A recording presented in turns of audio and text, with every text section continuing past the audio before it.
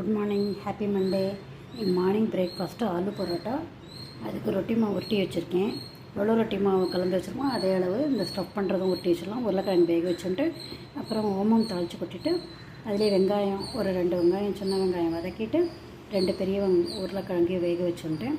வெங்காயத்தில் உப்பு, மஞ்சப்பொடி, பச்சை மிளகா இதெல்லாம் போட்டு வதக்கிட்டு அதுக்கப்புறம் கொத்தமல்லியும் போட்டுட்டேன். அப்புறம் உருளைக்கிழங்குக்குள்ளே கொஞ்சம் காரப்பொடி, உப்பு, மஞ்சப்பொடியெல்லாம் போட்டுட்டு இந்த வெங்காயத்தை வதக்கினது அதில் போட்டுட்டு கொஞ்சம் புதினாவும் போட்டேன். டேஸ்ட்டாக இருக்கும். அதையும் போட்டு கலந்து வச்சுட்டு இப்போ தவாவில் இந்த ரொட்டி மாவை இட்டுட்டு ஸ்டஃப் பண்ணிவிட்டு இப்போ பண்ண வேண்டியதாக உருளைக்கிழங்கு பரோட்டா. இது மாதிரி ஆலு பரோட்டா கிட்டுன்ட்டு தவாவில் இப்படி போட்டுட்டு 2 பக்கமும் திருப்பி போட்டுட்டு வெந்த உடனே நம்ம வேகும்போதே எண்ணெய், நெய்யோ எது வேணுமோ தேவைப்பட்டதை போட்டுட்டு திருப்பி எடுத்து சுவையான ஆலு பரோட்டா ரெடி ஆகிடுது. இந்த மெத்தடில் செஞ்சு பாருங்கள், டேஸ்ட்டாக இருக்கும். பெரியவங்களும் குழந்தைங்களும் விரும்பி சாப்பிடுவாங்க.